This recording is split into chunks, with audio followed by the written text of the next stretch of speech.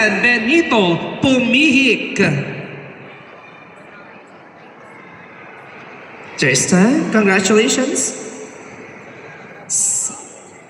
Okay. Diyan ka muna. Kumusta? Feeling good. Feeling good. Taga saan ka nga ulit? Baguio po. Ay, oo nga, taga Baguio. May dala ka bang lengua dyan? Wala naman. May dala ka bang lengua or strawberry jam? Kinain ko pa sa daan. Kinain ka daw sa daan. Thank you very much. That's number 2. Tristan Benito Pumihik. Our fifth placer. And now, our fourth placer in Classic Physique category, friends, is number 6. Ryan Paul Reyes. This is how legends are made. Parang I wonder kung pag malaki ba yung mga braso mo ganyan, malambot pa rin ba gumalaw or baka medyo matigas? Medyo matigas? Okay.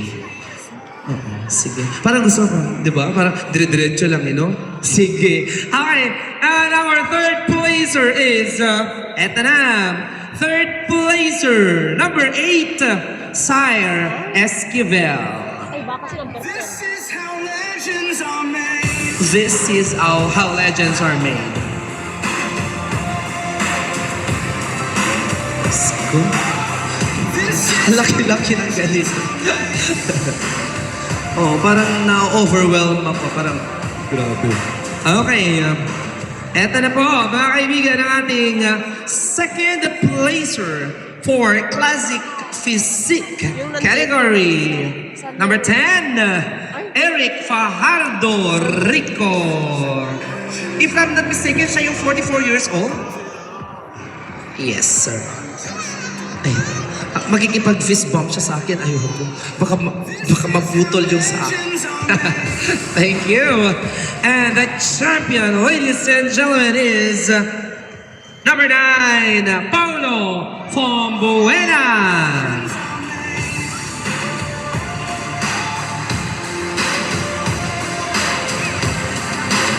Congratulations.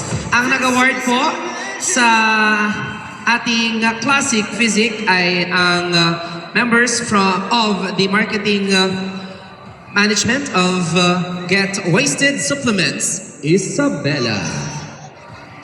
Yan, picture po muna kayo ng 5. Sir, kasama ka. Picture mo, picture. Ayan. O, diba, sir? Picture with one of the marketing managers of Get Wasted Supplements, Isabella. Thank you very much and congratulations, gentlemen. Ayan, wala pa ba yung